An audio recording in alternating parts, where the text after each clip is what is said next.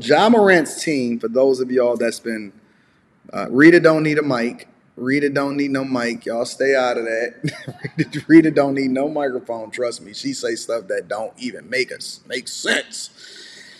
Not Zion. Ja Morant. All right. Ja Morant is back in the news because his team is trying to remove his responsibility from what it is that he's doing.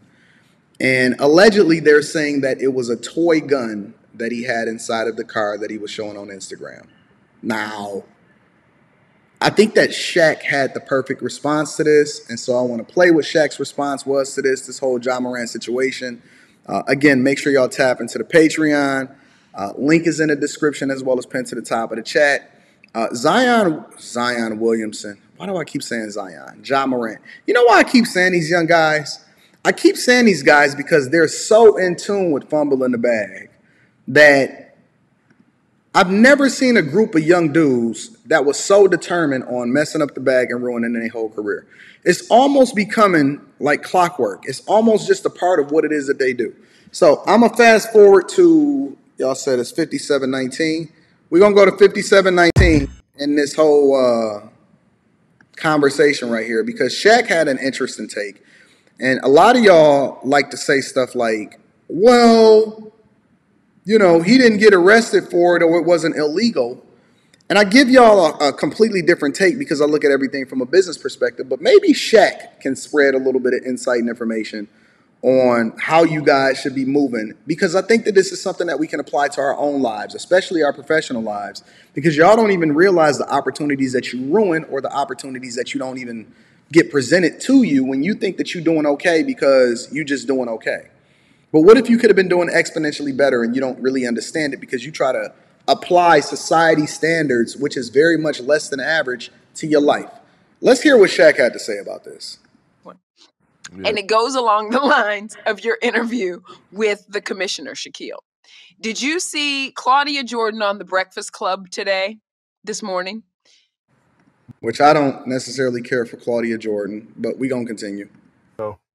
Okay, so she was doing some reporting, and she said that her sources, that was her word, sources, told her that the gun that Ja Morant had was a fake gun. And she said that her sources said that he was still going to be, I don't know how Claudia Jordan knows any of this, but I'm just repeating what she said. And that her sources still said that he was going to get a 30-game suspension, but that the gun was fake. Hey, 30-game suspension is just if you making $30 million a year, that's almost like $14 million in a year. Yo, could you imagine losing half of your income in a year and future opportunities as a result of what it is that you're doing right now? First of all, I don't believe Claudia Jordan. Look at Shaq. Shaq don't believe Claudia Jordan, but I don't believe Claudia Jordan really has any sources. And secondly, we all know that this is a ploy. And instead of him, you know, all this shows, in my opinion, is Ja is still a child. He's still not ready for the limelight. It shows me how much greater LeBron James is than everybody else. Head over heels. LeBron is the greatest, one of the greatest athletes of all time because he never got into this nonsense.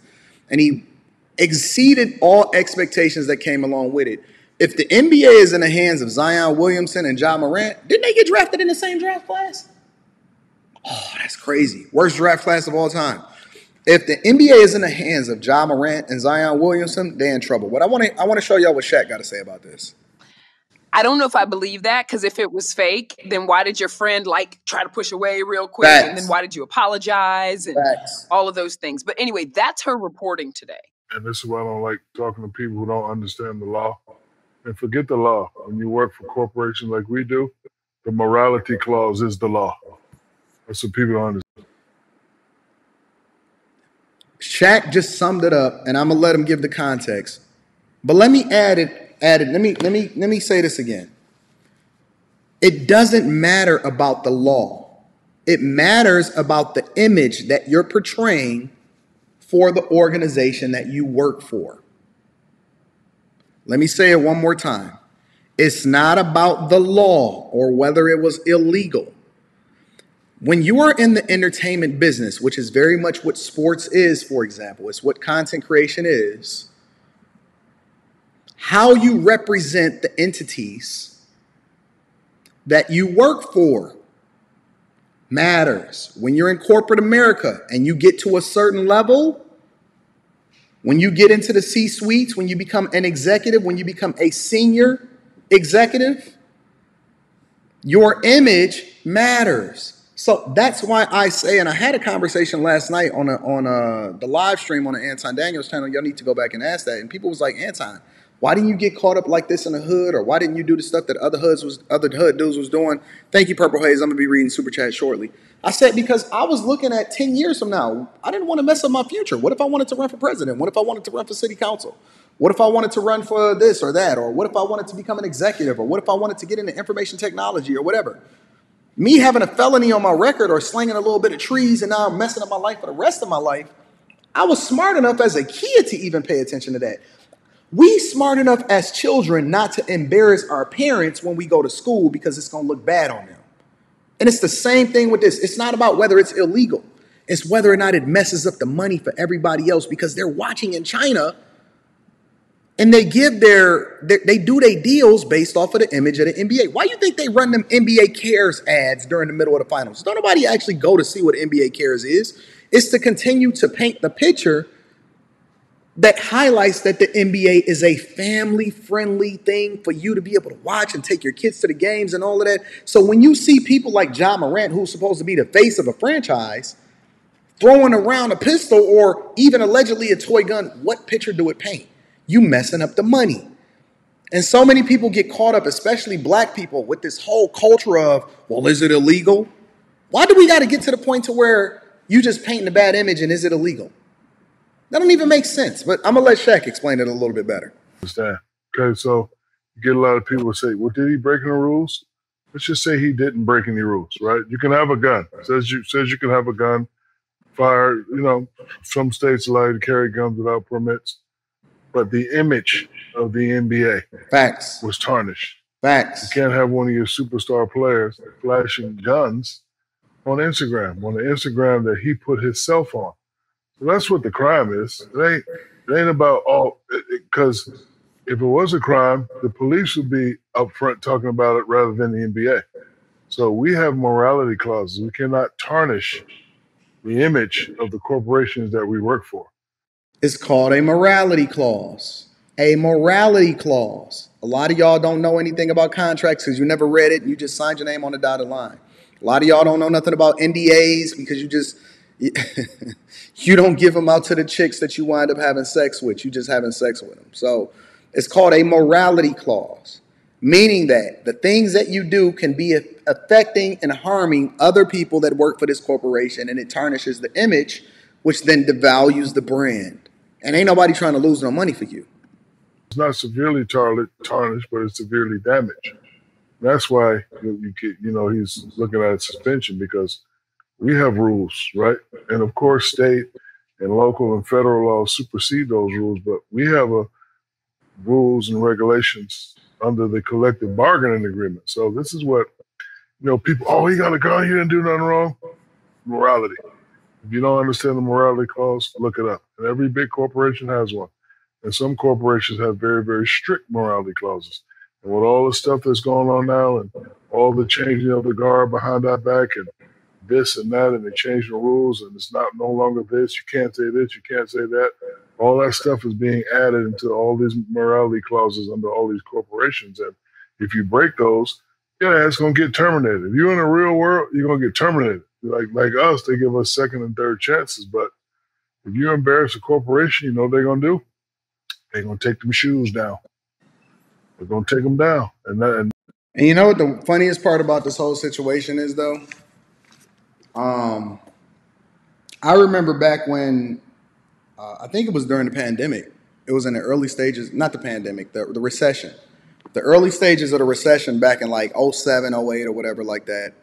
And it was around the time that my daughter was born. And I had basically went broke and I had moved back into my mom's basement or whatever. And I had a new daughter on the way. and everything was messed up.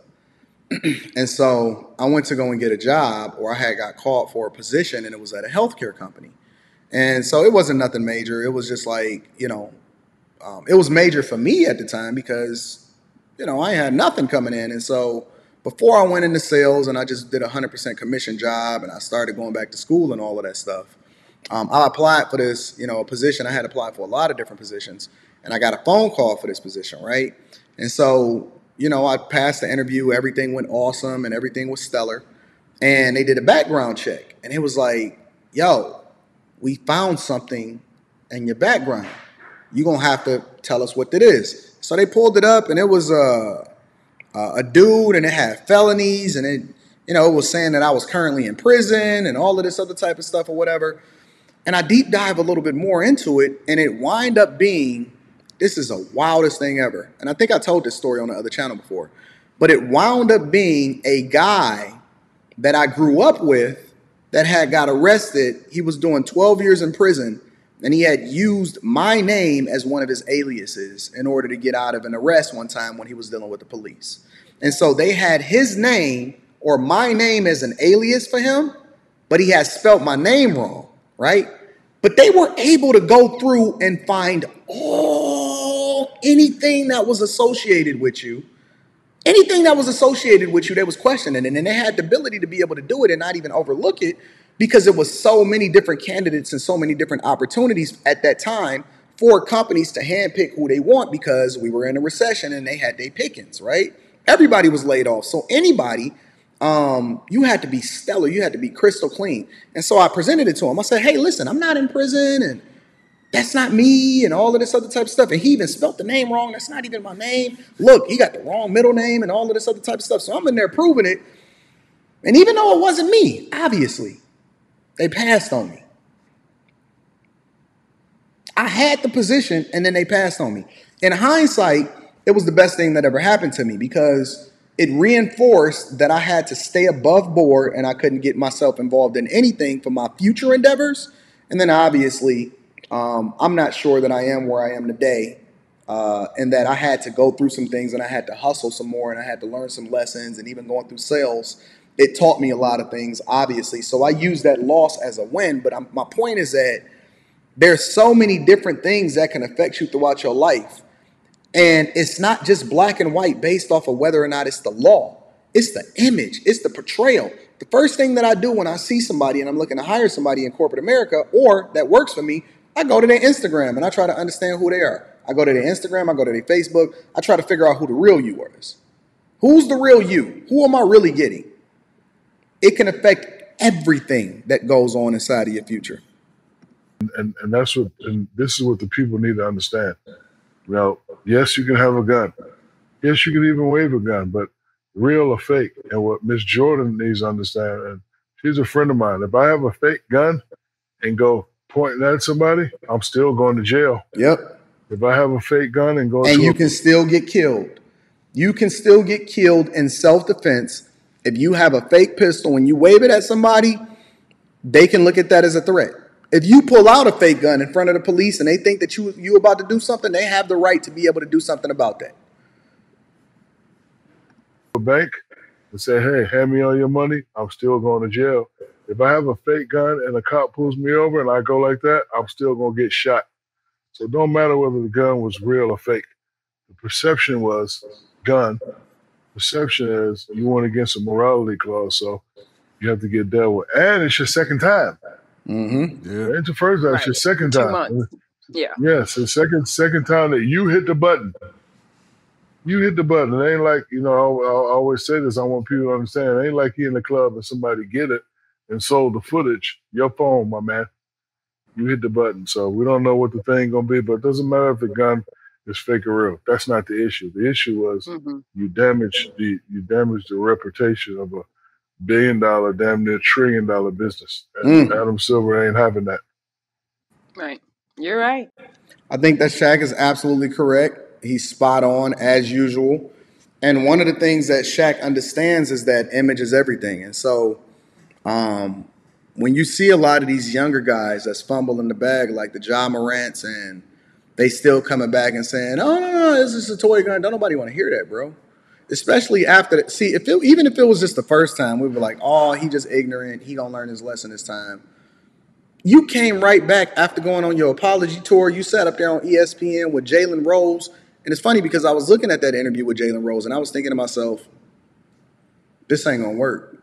These softball questions, how it is that they moving and all of that other type of stuff, this ain't gonna work. This is not gonna work. This is not gonna play out the way that they think that it's gonna play out. And lo and behold, fat meat ain't greasy. They ain't believe it. And now you sitting here and he facing an entire. How you gonna get suspended on your day off?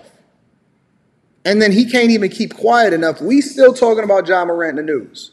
The best thing that he can do is just to 100% keep quiet. Don't let nobody in your circle. Don't sit there and have conversations with people. Certainly don't let it link out to somebody like a Claudia Jordan. But completely remove yourself from the conversation because all you're doing is continuing to do irreparable damage to your image, which then affects your financial standing in the future. And so a lot of these dudes don't get it, and so they out here fumbling the bag still. For some reason, I don't know why anybody is not in their circle, not actually telling them that they need to shut up. But they still out here fumbling the bag. They still out here over talking and oversharing, and it's not working out in their benefit.